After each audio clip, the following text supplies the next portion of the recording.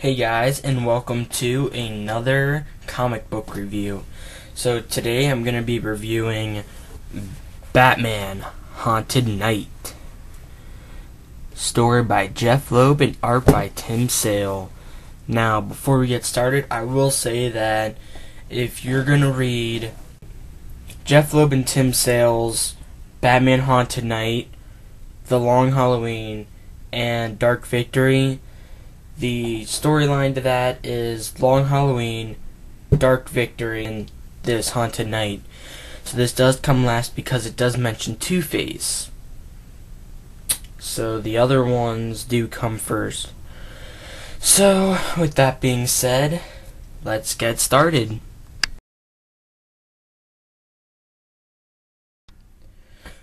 Okay guys, so the first section of this review is the cover. So let's see, up here at the top it says,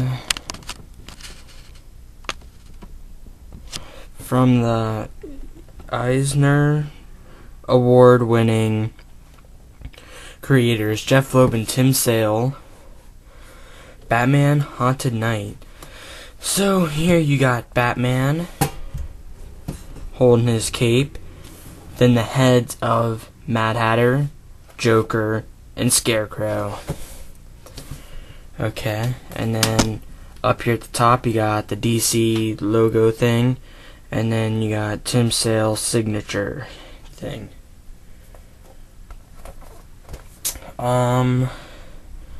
Batman Haunted Knight, Jeph Loeb, Tim Sale, DC Comics. Then up here it says Batman, Scarecrow plus Mad Hatter, Penguin, Poison Ivy, plus Joker, Haunted Knight. Then you got this thing here from Archie Goodwin, and it says Halloween at the top. You got that strange plus thing. And then it advertises for Long Halloween and Dark Victory. But yeah, although this book was published before those two, the storyline it does take after. So, with that being all said, let's move on.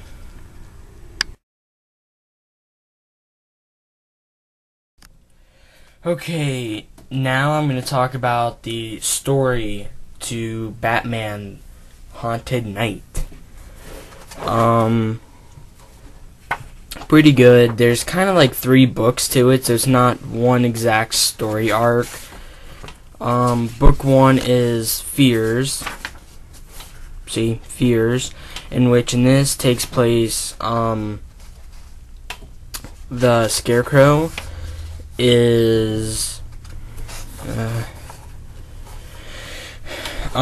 he is pretty much haunting Batman. Duh. Batman chases after him, gets a hold of him, kind of turns him in and stuff, and just some, normal Scarecrow stuff.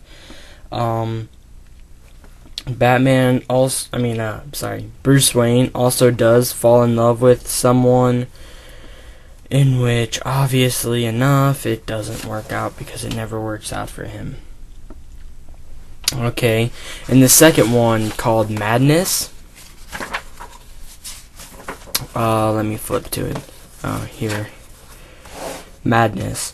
Basically, Barbara, who is Jim Gordon's daughter, I believe, she thinks that her father, Jim Gordon, is being too controlling because he won't let her go around the city alone, which is obvious. Mad Hatter pretty much abducts her.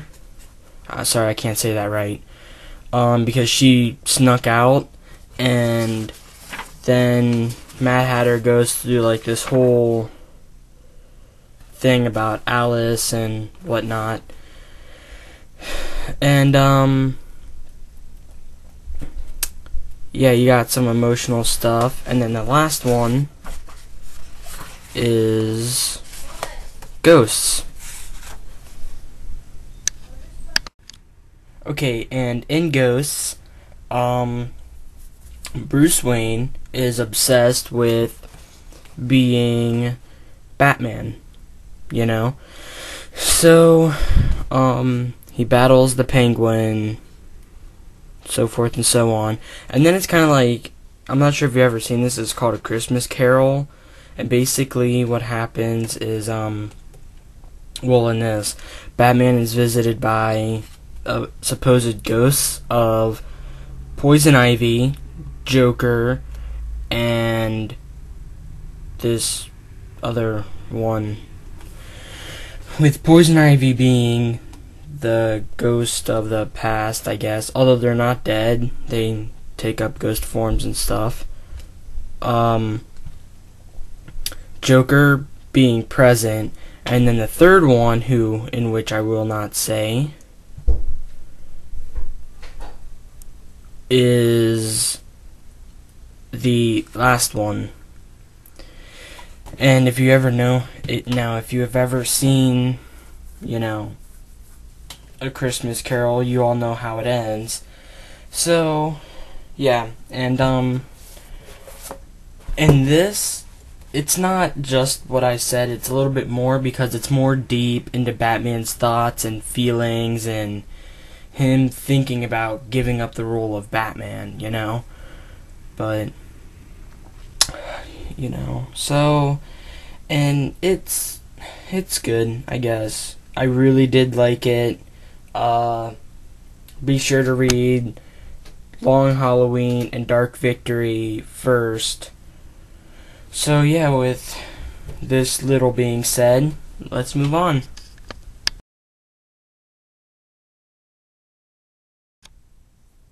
Okay guys, so now let's talk about the art.